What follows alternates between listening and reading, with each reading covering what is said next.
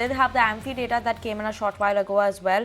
In terms of the key highlights, we saw the strong inflow seen again in the mid-cap, small-cap side for the 13th straight month. Flows in the small-cap funds were at 3,257 crores. Other than that, the SIP data that came in at record levels as well, about the 18,000 crore mark for the first time, and equity inflows at a 22-month high as well.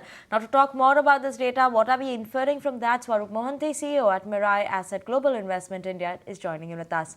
Thank you so much, Mr. Mohanty, for joining in with us this afternoon. And record levels for SIP, about that 18,000 mark.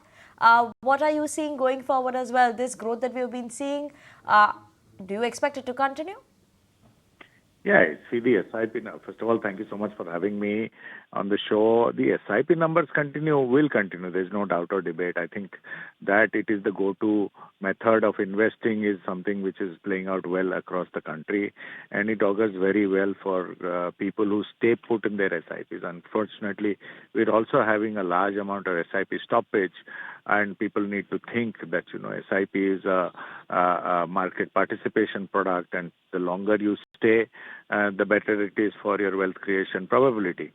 But when you look at the month, I think a brilliant month for the industry across board, money coming in. So people are identifying the opportunities that are there in the market, whether it's from a liquid fund to the corporate bond fund now starting to get some inflow because of the change thought process of the interest rates going forward.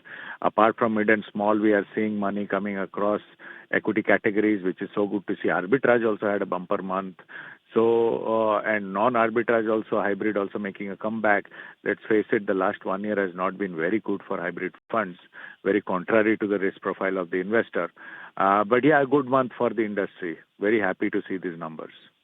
Good afternoon, sir. Soumit Sarkar joining into the conversation. How are you seeing this data? Is the number of users or number of SIP new users are also rising, or is it the existing users who have been increasing their SIP amount here? No, I think this trend completely changed post-COVID, and that's when, you have the demography of the country playing out. Of course, there is a distinct shift to financialization of investing, and then that's playing out both in the form of demat accounts as well as mutual fund folios. And definitely the younger are taking to the SIP way of investing, and we are seeing great addition of new investors month on month. It's such a great thing to see. Okay, Mr. Mohanty, thank you so much for giving us your time, explaining us, the details about the Amphi data that came in as well. It's always a pleasure getting you on the show. Thank you so much for that. But